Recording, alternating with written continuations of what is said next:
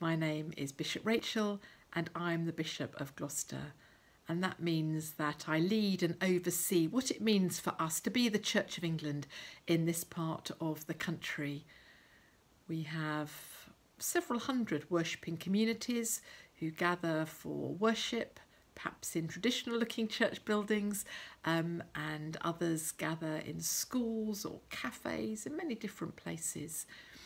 We also have over 100 Church of England schools. One of those is a secondary school.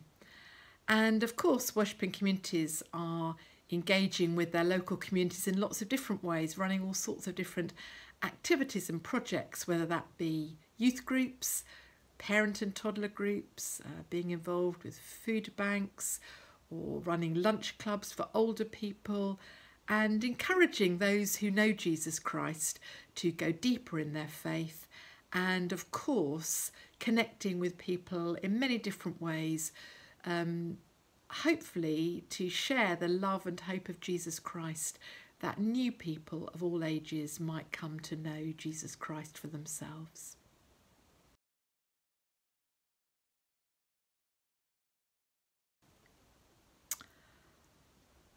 I can't remember a time in my life when I didn't know Jesus as my friend. I grew up in a Christian home. I was taken along to church on Sundays.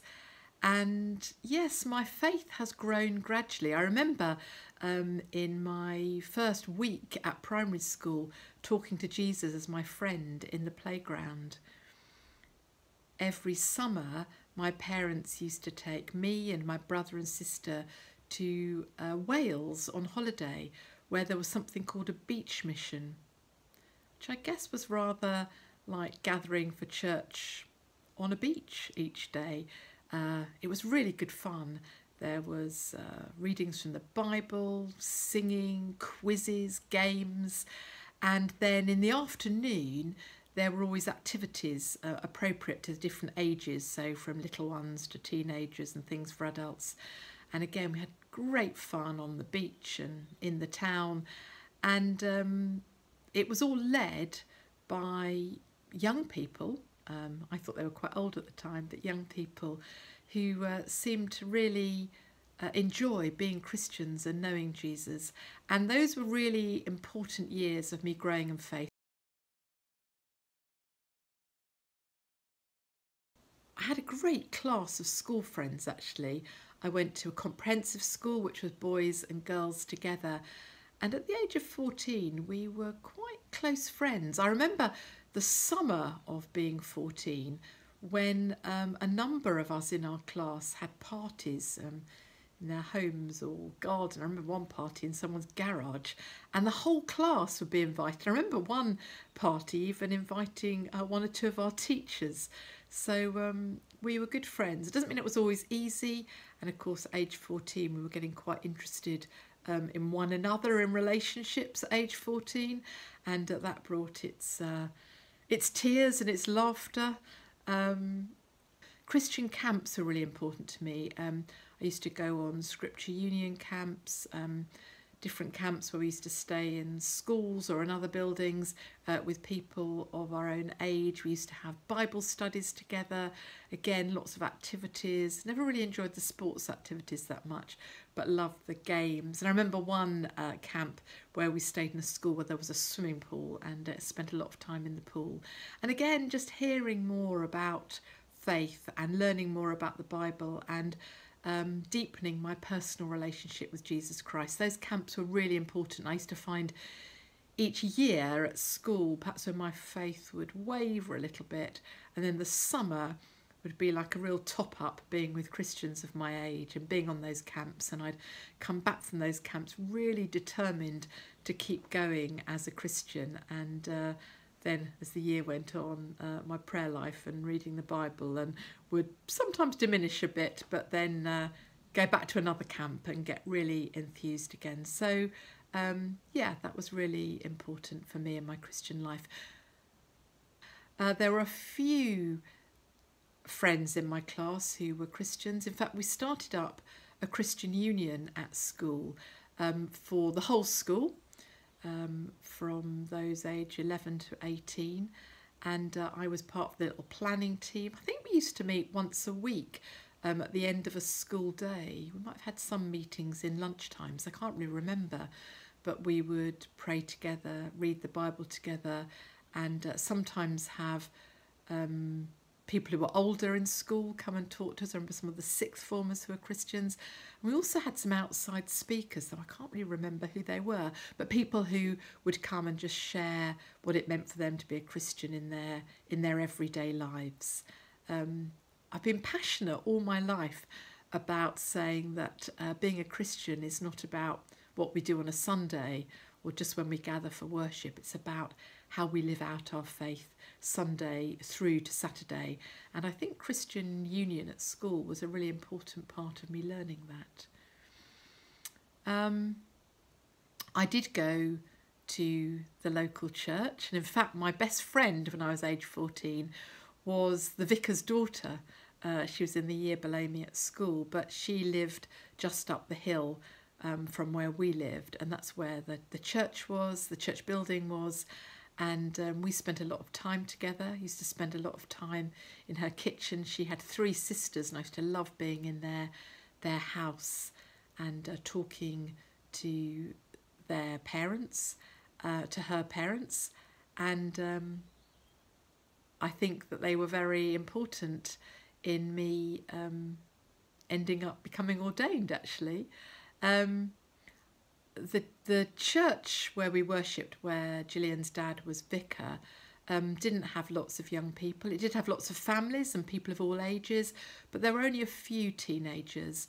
But we did used to meet together, and I loved the fact that there were adults who took a real interest in us, who were really like friends, and yeah, I really valued that.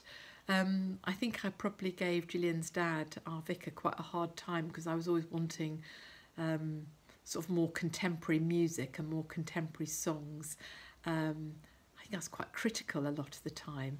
And yet, looking back, it was really important time for me, growing in faith, being with people of all different ages, all different backgrounds. And I really used to love going along to church on a Sunday morning. And sometimes if I found a bit of the worship a bit boring, sometimes I always really enjoyed that time after the service when we met together over tea and coffee and biscuits and just chatted. So yeah, really important time for me.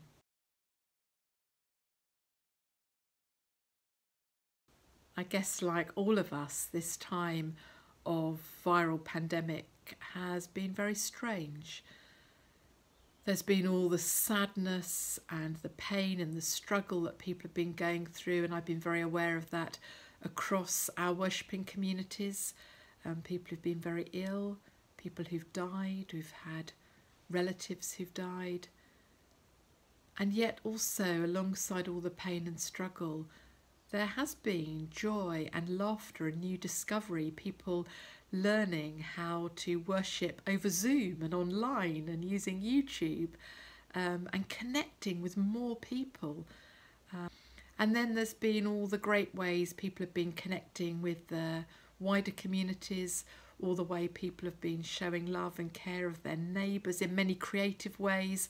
Here in the diocese, we've been part of a major project called Feeding the 5,000, which we've helped coordinate, and it's been local kitchens, particularly the Long Table in Stroud, which many of you will know, making hundreds and thousands of meals, not only for people who are vulnerable, who are shielding, but also for anyone who's wanted good nutritious food. And we've made over 30,000 meals over the last 10 weeks or so. That's been really exciting and really good. I haven't seen my workload get any less. If anything, my days have been even more full, keeping in contact with people, supporting clergy and lay leaders, having to support people as we do things in new ways, as we're having to live within government guidance and learn what that means for us and for our church buildings and for us as worshipping communities, what it has meant for our church schools.